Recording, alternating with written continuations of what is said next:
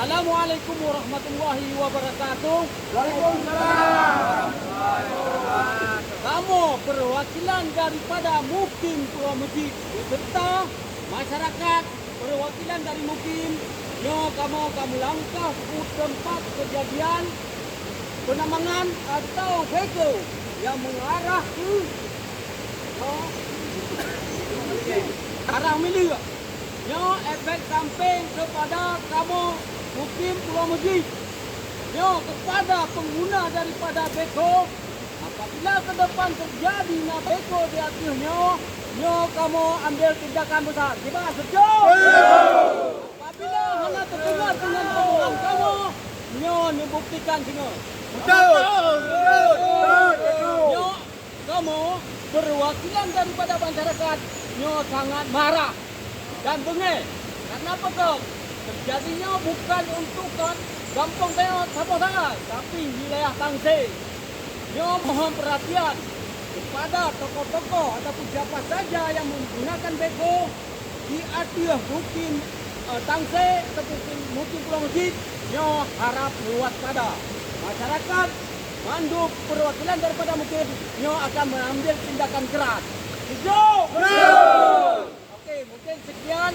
Lokasi tempat lokasi mandu.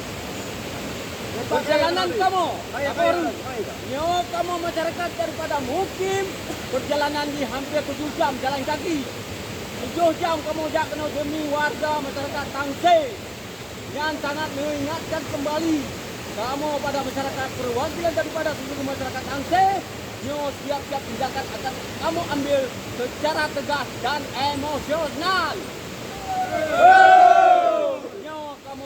Kamu sayangkan pada Allahnya, kamu hanya kamu yang nanti bukti adalah tempat beko camp adalah tempat penginapan beko.